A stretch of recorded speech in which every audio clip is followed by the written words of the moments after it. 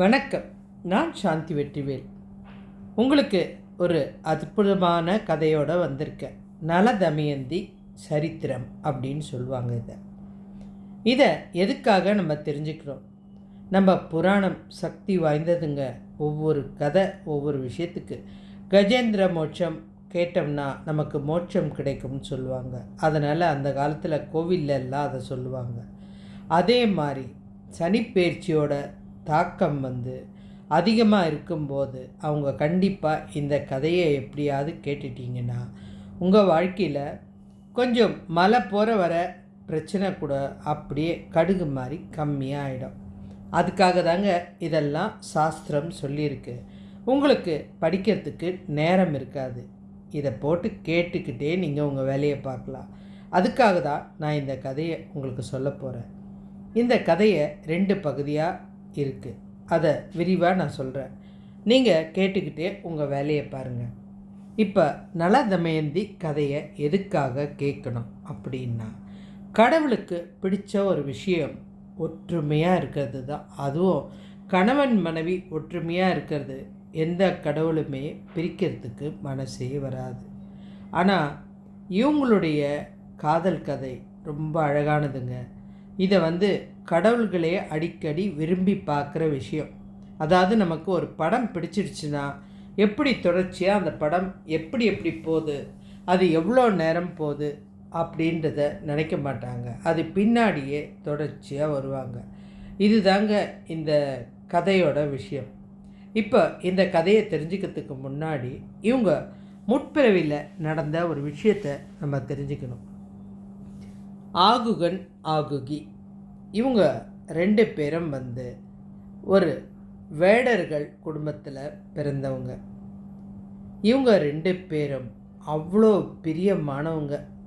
இவங்கள யாராலையும் பிரிக்க முடியாது. வேடர்கள் அப்படின்னா நிச்சயமாக இவங்கக்கிட்ட வறுமை இருக்கும். வறுமையை விட அன்பு அதிகமாக இருந்ததுங்க. 2 பேரும் ஒருத்தருக்கு ஒருத்தர் விட்டு கொடுக்க மாட்டாங்க. ஆனால் அவங்க இருக்கிற குடிசை ரொம்ப சின்னதுங்க. ஒரு 2 பேர் தான் படுக்க முடியும். இன்னொருத்தர் எக்ஸ்ட்ரா படுக்கவே முடியாது. அவ்வளோ சின்ன குடிசை. அவங்க அதிலேயே சந்தோஷமாக இருந்தாங்க. இதை தெரிஞ்சுக்கிட்ட நம்ம ஈசன் இதை சோதிக்க நினச்சார். நான் தான் சொன்னேன், இந்த கதை கடவுளும் விரும்பி விளையாடுற ஒரு விஷயம். இந்த ஈசன் ஒரு சன்னியாசி வேடத்தில் ஒரு நாள் சாயங்கால நேரம் அந்த குடிலுக்கு வந்துட்டார். வரும்போது இந்த ஆகுகி மாத்திரம்தான் இருந்தா. ஆகுகன் வேட்டைக்கு போயிருந்தான். அவள் தனியாக இருக்கும்போது இவர் வந்தார். அம்மா, எனக்கு பசிக்குது, ஏதாவது உணவு வேணும் அப்படின்னு கேட்டார். சாமி உட்காருங்க, நான் இப்போவே கொண்டு வரேன், நீங்கள் வேணால் உள்ளே வாங்க அப்படின்னு அவங்க சொல்கிறாங்க. இல்லை ஆண் இல்லாத இடத்துல நான் உள்ளே வரமாட்டேன் அப்படின்னாரு. சரி சாமி, அவர் வந்துடுவார், இப்போ இருந்தாலும் நீங்கள் ஏதாவது கொஞ்சம் சாப்பிடுங்க அப்படின்னு சொல்கிறதுக்குள்ள இவளுடைய மனசில் நினச்சது, அவர் வந்துடுவார் அப்படின்னு நினச்சது அடுத்த நிமிஷமே ஆகுகன் வந்துட்டான். வந்ததுமே, ஏன் சாமியாரை வெளியில் உட்கார வச்சுருக்க அப்படின்னு மனைவியை கேட்டான். இல்லைங்க, நீங்கள் இல்லைன்றதுனால அவர் வெளியில் நிற்கிறாரு. அதெல்லாம் ஒன்றுமே இல்லை சாமி, வாங்க உள்ளே வாங்க அப்படின்னு கூப்பிட்டு அவருக்கு அருண்சுவை விருந்த இவங்க படைச்சாங்க.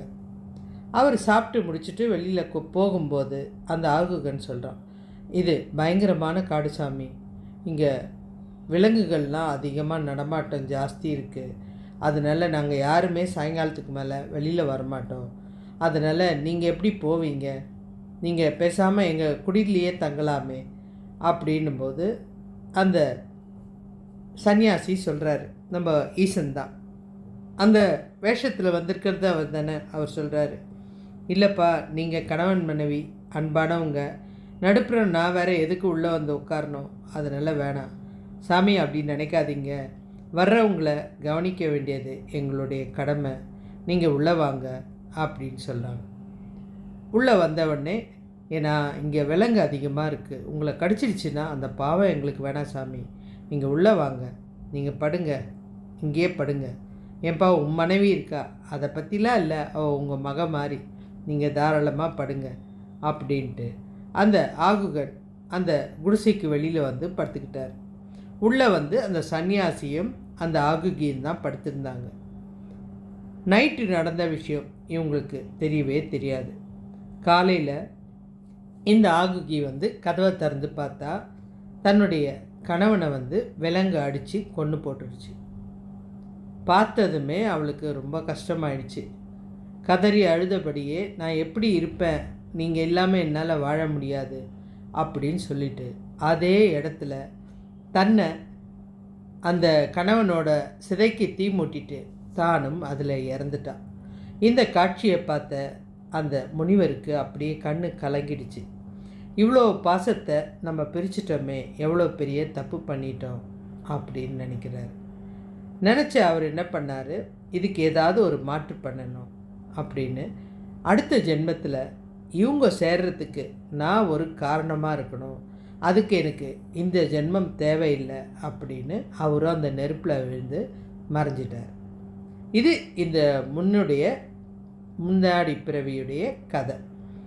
இப்போ இந்த ஆகுகன் ஆகுகி இவங்க 2 பேரும் வந்து இந்த பிறவியில் வந்து அந்த ஆகுகன் வந்து நிஷத நாட்டு மன்னன். அதாவது நிஷத நாடுன்றது மிகப்பெரிய பிரம்மாண்டமான நாடு. இந்த நாட்டோட மன்னன் தான் நலன். இவனுக்கு இருக்கிற திறமை உலகத்தில் யாருக்குமே இருக்காதுங்க. நிமிஷத்தில் தேரை பறக்க வைக்கிறதா இருக்கட்டும், சமையல் இவனை மாதிரி மிஞ்சறதுக்கு யாருமே கிடையாதுங்க. அந்த சமையல் ரகசியெல்லாம் உங்களுக்கு நேரம் வரும்போது சொல்கிறேன். அவ்வளோ ஒரு அருமையான மன்னன். இவனை பார்க்குறதுக்கு எங்கே இருந்தோ ஒரு தங்கத்தில் அன்னப்பறவை பறந்து வந்து இவன்கிட்ட வந்து உட்காருது. அந்த அன்னப்பறவை வேறு யாரும் இல்லைங்க, போன ஜென்மத்தில் இவங்க தியாகம் பண்ணாங்கள்ல, 2 பேரும் உயிர் கொடுத்தாங்களே அந்த முனிவர் தான். அந்த அன்னப்பறவை நலன்கிட்ட நல்லா பேச ஆரம்பிச்சிது. அரண்மனைக்குள்ளே வர்றது, அவன் சமையல் செய்யும்போது கூட நிற்கிறது. ஏன்னா சமையல் நிபுணர்னா இவனை மாதிரி யாருமே கிடையாதுங்க. சமையல் கலையில் கை தேர்ந்தவன், ஒன்றுமே இல்லாத ஒரு தண்ணியை கூட சுவையாக சமைக்கக்கூடிய திறமை மிக்கவன். இந்த பொருள் இருந்தால் தான் என்னால் சமைக்க முடியும் அப்படின்றத விட, எதுவும் இல்லைன்னா கூட ஒரு அருமையான உணவு கொடுக்க முடியும் அப்படின்றது தான் இவனுடைய திறமை. அதோடு இல்லாமல் நிறைய பயிற்சிகள்லாம் இருக்குது, நிறைய திறமைகள் இருக்குது. இவங்கிட்ட இல்லாத திறமையே கிடையாது. இந்த அன்னப்பறவை மெதுவாக இவங்கிட்ட பேச ஆரம்பிச்சுது. என்னென்னலா என்ன பண்ணுற அப்படின்னு. நான் இன்றைக்கி இதை பண்ண போகிறேன், அதை பண்ண போகிறேன் அப்படின்னு பேசிக்கிட்டு இருக்கான். இந்த அன்னப்பறவை வந்து தினம் இவங்கிட்ட பேசிட்டு இவனுடைய சந்தோஷங்கள் ஆசைகள் எல்லாத்தையும் அது தெரிஞ்சுக்கிட்டு ஒரு தடவை அப்படியே ஆகாயத்தில் பறந்து போயிட்டே இருக்கு. ஒரு அரண்மனை மாளிகையில் விதர்ப்ப நாடு, அந்த நாட்டு இளவரசி அந்த மாடியில் உலாத்திட்டு இருக்கா. அவள் தான் தமயந்தி. அவளை பார்த்ததுமே அந்த அன்னப்பறவை இறங்கி அவள் பக்கத்தில் உட்கார்ந்ததுமே அவளுக்கு ரொம்ப சந்தோஷமாயிடுச்சு. தமயந்தி எப்படி இருக்க அப்படின்னு கேட்டுச்சு. அவளுக்கு இன்னும் சந்தோஷம். நீ யார், என்கிட்ட பேசுகிறியே, என்ன உனக்கு தெரியுமா அப்படின்னு. உன்னை எனக்கு தெரியாது, ஆனால் வந்து உன்னை பார்த்ததுமே பேசணும் போல தோணுச்சு. நான் பல நாட்டுக்கு இப்படி தான் பறந்துகிட்டே இருக்கேன். அதில் எனக்கு வந்து பிடிச்ச நாடு நிடத நாடு அப்படின்னு சொல்லுது. ஓ, அந்த நாடா அப்படின்றான். ஏன் உனக்கு தெரியுமா, கேள்விப்பட்டிருக்கிற ஒரு சக்தி வாய்ந்த இளவரசர் அங்கே இருக்காரா, நீ பார்த்ததில்லையே. அவர் ரொம்ப அழகாக இருப்பார், பார்க்குறதுக்கு இந்த மாதிரி இருப்பார். அவர் இதில் கை தேர்ந்தவர். அவர் சொன்ன விஷயத்தெல்லாம் இவக்கிட்ட வந்து பகிர்ந்துக்கும். இவ்வளோ இந்த பறவைக்காக அடிக்கடி வர ஆரம்பிச்சிட்டான். வந்துட்டு அந்த பறவைக்கிட்ட வந்து அந்த அரசரை பற்றி கேட்க ஆரம்பிச்சிட்டான். இது நாளடைவில் இவங்க 2 பேரும் பார்க்காமலேயே ஒருத்தருக்கு ஆசை அதிகமாகிடுச்சு. இவளுக்கு கல்யாணம் பண்ணால் அந்த நலனை தான் கல்யாணம் பண்ணணும் அப்படின்னு ஆசை. இந்த அன்னப்பறவை அதே மாதிரி நலன்கிட்டையும் இந்த தமயந்தியை பற்றி மொத்த தகவலும் சொல்லிடுச்சு. அவனுக்கும் இவளை எப்படியாவது நம்ம கல்யாணம் பண்ணணும், நம்ம வாழ்க்கையில் தமயந்தி தான் கண்டிப்பாக நம்மளுக்கு வேணும் அப்படின்னு நினைக்க ஆரம்பிச்சிட்டான். ஒரு கட்டத்தில் இந்த தமயந்திக்கு சுயவரம் செய்யலாம் அப்படின்னு முடிவெடுத்தாங்க பெரியவங்க. இங்கே ஒரு பெரிய அதிசயம் நடக்குது. இந்த சுயவரம் சொன்னதுமே தேவலோகமே ஒரு நிமிஷம் எந்திரிச்சு நிற்குது. ஏன்னா எல்லாருக்குமே அந்த தமயந்தியை பிடிக்கும். இவ்வளோ மாதிரி மனைவி நமக்கு வேணும். இது நான் சொன்ன தேவர்கள் விரும்பின ஒரு காதல் அப்படின்னு. அப்போ அதுக்கு யார் யார் வந்தாங்க அப்படின்னா, அக்னி பகவான், இந்திரன், அப்புறம் வருண பகவான், யம தர்மராஜர், இப்படி நிறைய பேர் போட்டி போட்டுட்டு எல்லாருமே நலன் உருவத்திலேயே மொத்த பேரும் அந்த அரண்மனைக்கு சுயவரத்துக்கு வந்துட்டாங்க. இந்த நேரம் நலனும் சுயவரம் நடக்கிறத தெரிஞ்சுக்கிட்டு அவரும் இந்த இடத்துக்கு வந்துட்டார். அவருக்கு எப்படியாவது இந்த அன்னப்பறவை சொல்லிச்சு இல்லையா, அதை வச்சு இந்த தமயந்தியை நம்ம கல்யாணம் பண்ணணும் அப்படின்னு நினச்சி இந்த அரண்மனைக்கு அவரும் வந்துட்டார். கிட்டத்தட்ட 5-6 நலன்கள் ஒரே மாதிரி நிற்கிறாங்க. இந்த இடத்துல சுயவரம் மாலையோடு வந்ததுமே கொஞ்ச நேரம் அப்படியே சுற்றி பார்க்குறான். என்னடா அது, எல்லாரும் இப்படி நிற்கிறாங்க, இதில் யார் நலன் அப்படின்னு யோசிக்கும்போது அவளுக்கு தெரிஞ்சுது. ஏன்னா ஒரு 4 பேர்கிட்ட மாத்திரம் ஒரு மாற்றமாக இருந்தது. கண் அசையாமல் இருந்தது, கால் தரையில் படாமல் இருந்தது. அதை பார்த்ததுமே அவளுக்கு தெரிஞ்சிருச்சு, இவங்க தேவர்கள், அதனால் இவங்க நமக்கு யாரும் சரியாக இருக்காது அப்படின்ட்டு சரியாக நலனை கண்டுபிடிச்சி அவன் கழுத்தில் மாலையை போட்டுட்டான். இது எவ்வளோ அற்புதமான விஷயம் பாருங்கள். போன ஜென்மத்து பந்தம் சொல்கிறாங்களே, அது சரியாக நடந்துடும். அதுதாங்க ஆச்சரியம். உலகத்தில் நம்ம நிறைய துன்பங்கள் வரும்போது, பிரச்சனைகள் வரும்போது, நம்ம எந்த இடத்துலையும் தோண்டிடாமல் அறிவாக யோசிக்கும்போது நமக்கு அதுக்குண்டான விடை கிடச்சிடும். இவளுக்கும் அதே தான். சுற்றி தேவர்கள் அழகழகாக நிற்கும்போது கூட தன்னுடைய நலன் யார், தன்னுடைய கணவன் யார் அப்படின்னு சரியாக தெரிஞ்சுக்கிட்டு கரெக்டாக மாலை போட்டான். நலனுக்கும் இதில் சந்தோஷமாயிடுச்சு. இதில் மொத்த தேவர்களும் அப்படியே சோர்ந்து போயிட்டாங்க. இவங்க சோர்ந்து போனது இல்லாமல், நமக்கு இது வரைக்கும் கிடைக்காத ஒரு பொண்ணு இந்த நலனுக்கு கிடச்சிருக்குல்ல, இவங்கள சும்மா விடக்கூடாது.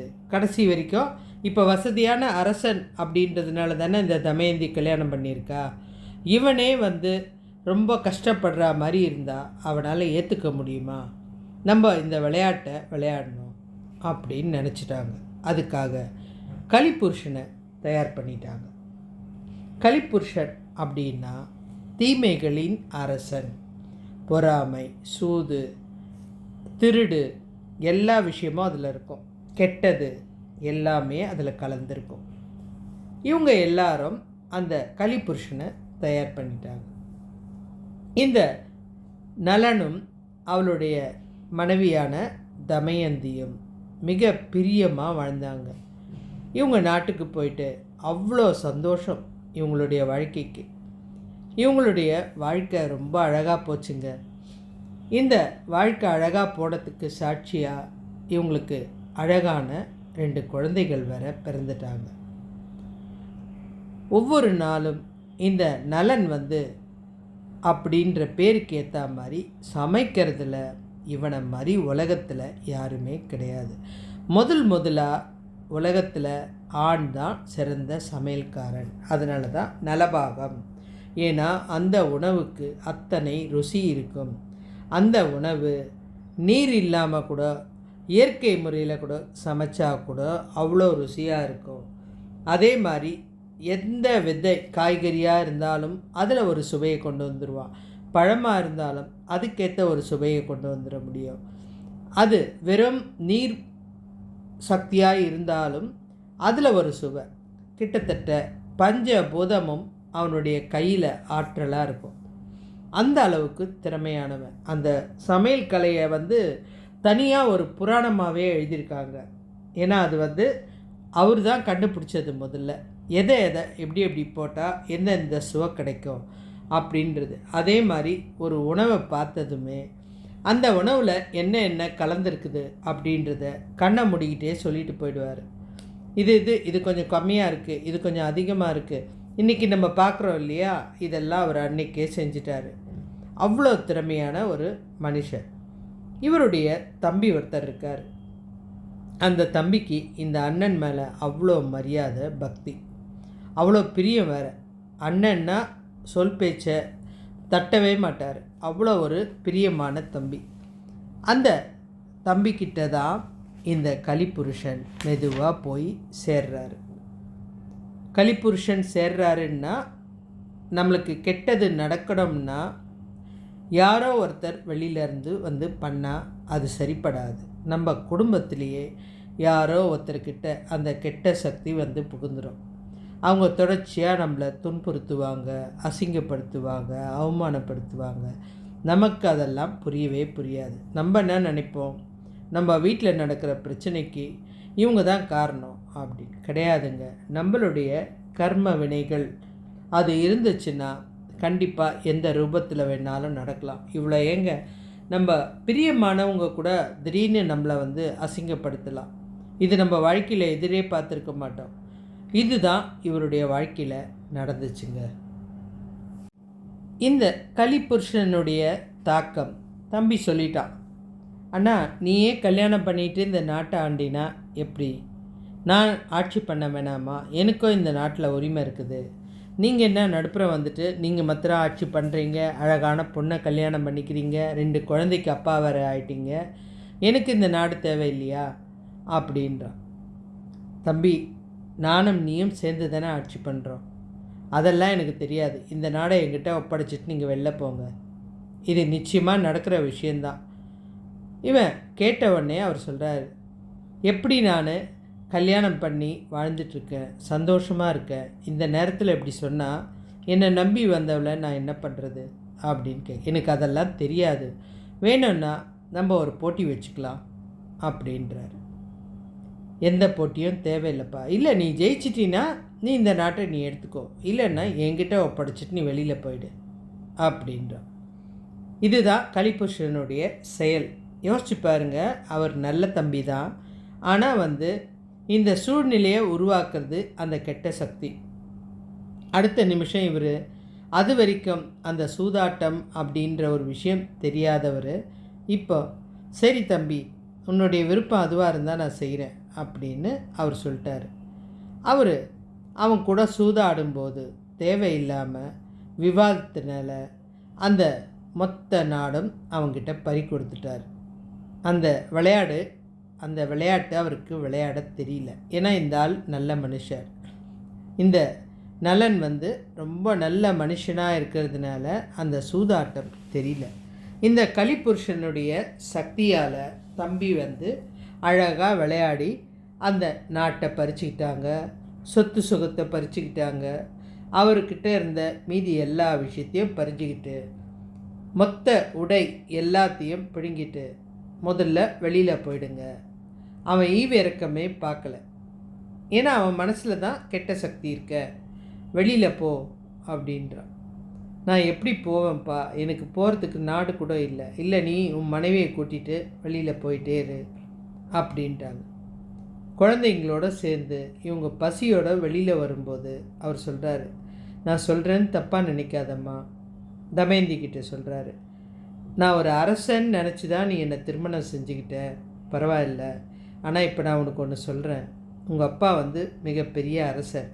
நீ உன்னுடைய நாட்டுக்கு போ, குழந்தைங்கள அங்கே கூட்டிகிட்டு போ, நீ ஜாக்கிரதையாக அங்கே இருந்துக்கோ. ஏன்னா எனக்கு என்ன பிரச்சனைன்றதை நானே தீர்த்துட்டு வரேன் அப்படின்றார். ஏன்னா எனக்கு வந்து இப்போ நேரம் சரியில்லை, நீ எல்லாத்தையும் முடிச்சுட்டு வா அப்படின்றார். நான் வந்து உன்னை பார்க்குறேன், கண்டிப்பாக நான் உயிரோடு இருந்தேன்னா உன்னை வந்து சந்திப்பேன் அப்படின்றார். இப்போ அவகிட்ட வந்து சொன்ன உடனே, நான் நீங்கள் எங்கே போனாலும் உங்கள் கூட வருவேன் அப்படின்ட்டு நேராக அவளுடைய நாட்டுக்கு போனாள். அவங்க அப்பாவை பார்த்தா அவளுடைய 2 குழந்தைகளை அந்த அப்பா கிட்ட கொடுத்துட்டு, நான் வருவேன்ப்பா, கண்டிப்பாக என்னுடைய கணவரோடு வந்து என் குழந்தைங்கள வந்து நான் வாங்கிப்பேன் அது வரைக்கும் நீங்கள் இந்த குழந்தைங்கள பார்த்துக்கங்க, நான் அவரோட காட்டுக்கு போகிறேன் அப்படின்னா. இவங்க அப்பாவுக்கு அழுக. ஏம்மா, நம்மளுடைய மாப்பிள்ளைய நம்ம நாட்டையே ஆட்சி பண்ண சொல்லு, அது மூலியமா போரிட்டு அவங்க தம்பியை வெல்ல சொல்லு. இல்லைப்பா, வேணாம் எங்களுக்கு, நான் அவர் கூடவே காட்டுக்கு போகிறேன் அப்படின்னு காட்டுக்கு போயிட்டாங்க. காட்டுக்கு போனதுமே அவங்களுக்கு சாப்பிட உணவு கிடைக்கல. சாப்பாடை தேட போன இடத்துல இவங்களுக்கு பறவைங்க தான் கிடச்சிது. பறவையை பிடிக்கலான்னு சொல்லிட்டு தான் போட்டிருந்த ஆடையை அந்த பறவை மேலே வீச போகும்போது அந்த ஆடையும் கிழிஞ்சு போச்சு. இந்த பெண்ணுக்கும் இருந்த அந்த புடவையை இவர் பாதி கட்டிக்கிட்டு அந்த பொண்ணுக்கும் பாதி கொடுக்குறாரு. இந்த நிலைமையை பார்த்ததுமே அவருடைய கண்ணு கலங்கிடுச்சு. எப்பேற்பட்ட பேரழகி, நம்ம எவ்வளோ பெரிய நாட்டுக்கு அரசன், இன்றைக்கி நம்ம கூட காட்டில் உட்காந்துருக்காள அப்படின்ட்டு அவள் தூங்குற போது அவள் பக்கத்தில் உட்காந்துட்டு சொல்கிறாரு, அம்மா தப்பாக நினைக்காத, இப்போவும் சொல்கிறேன், நம்மளுடைய நிலமை ரொம்ப மோசமாக இருக்குது. உன்னோட ஆடையை தான் நானே உடுத்தியிருக்கேன், யோசிச்சுப்பார். இந்த நிலமை உனக்கு தேவையா? அதனால் நீ உடனே உங்களுடைய அப்பா வீட்டுக்கு போயிடு, அங்கே இதை விட ஒரு பொக்கிஷமான வாழ்க்கை இருக்குது, நீ போ அப்படின்றார்.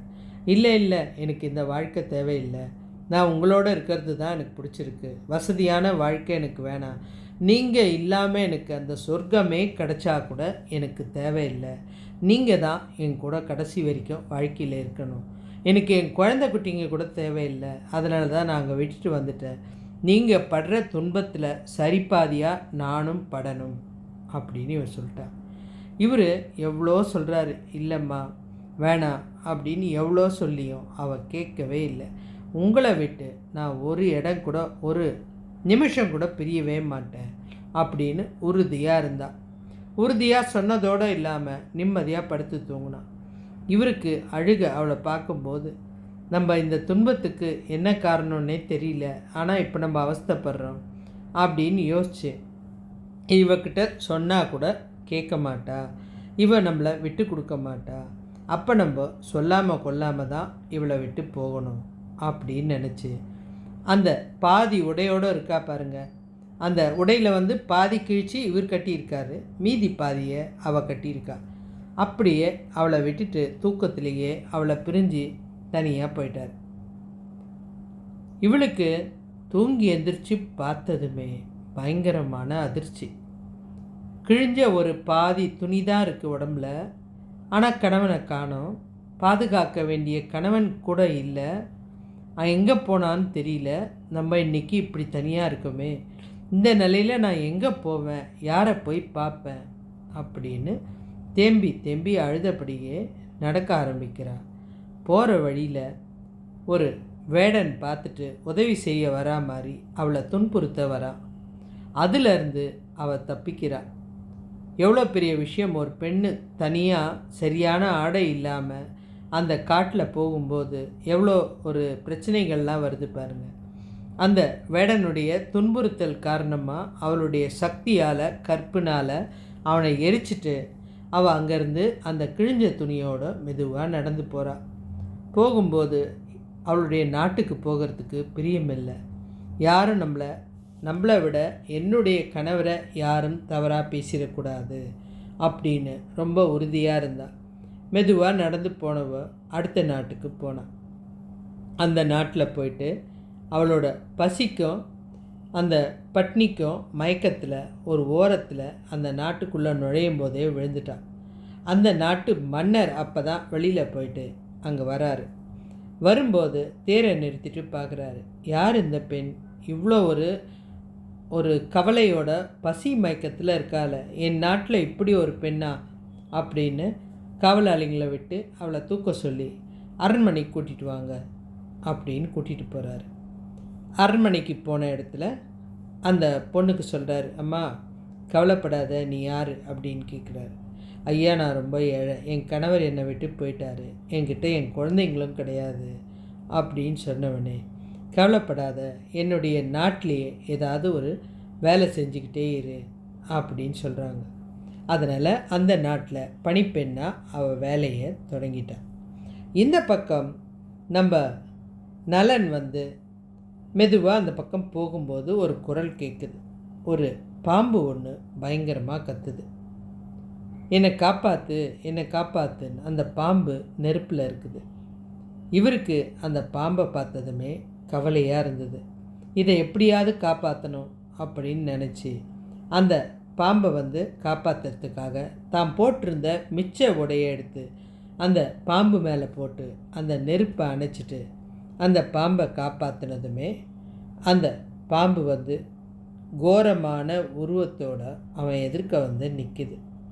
நின்றுட்டு, இதுக்கப்புறம் நீ வந்து அழகாகவே இருக்க மாட்ட, நான் தான் கலிப்புருஷன், இவ்வளோ கொடுமை பண்ணியும் நீ இவ்வளோ சந்தோஷமாக எப்படி இருக்க முடிஞ்சுது, அதனால் உன்னுடைய அழகு இன்னிலேருந்து போயிடும், உனக்கு அகோரமான ஒரு உருவம் வந்துடும், உன்னை யாருமே கிட்ட சேர்க்க மாட்டாங்க அப்படின்னு சொல்லிட்டு பயங்கரமான சாபத்தை அவருக்கு கொடுத்துருச்சு. அவர் திடீர்னு ஒரு கருப்பான உருவத்தோட குள்ள தோற்றத்தோட அப்படியே மாறிட்டார். அவருக்கு தன் மனைவியை மறந்து போயிடுச்சு, தான் யாருன்றது மறந்து போச்சு. எதுவுமே தெரியாமல் அவர் அப்படியே நிலத்தடுமாறி ஒரு ஓரமாக உட்காந்துட்டார். அவருடைய முகத்தை அவருக்கே பார்க்க முடியல, அவ்வளோ கோரமாக இருந்தது. இவர் இந்த நாட்டில் இருந்து வேறு எங்கே போனார்? இந்த இளவரசி இதுக்கப்புறம் என்ன ஆனாங்க? இது இல்லாமல் இந்த கதையில் ஏன் இவ்வளோ துன்பம் நடந்தது? இது எல்லாமே நீங்கள் தெரிஞ்சுக்கணுன்னா நீங்கள் அடுத்த பகுதியை கண்டிப்பாக பார்க்கணும். அடுத்த பகுதியில் இதை விட விரிவான கதைகள் இருக்குது. இந்த கதையை நீங்கள் முழுவதுமாக கேட்டுட்டிங்கன்னா மலை போல இருக்கிற சனி பிரச்சனை கடுகாக மாறிடும். இது நிச்சயமான புராணத்தில் இருக்கிற ஒரு உண்மையான தகவல். நீங்கள் எந்த ஜோதிடர்கிட்ட கேட்டாலும் இந்த விஷயத்தை சொல்லுவாங்க. நல தமயந்தி கதையை நீங்கள் கேட்டுடுங்க. படிக்கிறத விட கேட்டிங்கன்னா உங்கள் காதில் விழுந்துக்கிட்டே இருக்கும். நீங்கள் இதை கேட்டுட்டு உங்களுடைய சனிப்பெயர்ச்சி பலனை பயங்கரமாக குறைச்சிக்கோங்க. இந்த கதை உங்களுக்காக நான் தேடி கண்டுபிடிச்ச விஷயம். இன்னும் அடுத்த பகுதி மிக விரைவில், அதாவது இதை கேட்டு அடுத்த நிமிஷமே உங்களுக்கு வந்துடும். சேனலை சப்ஸ்கிரைப் பண்ணிக்கோங்க.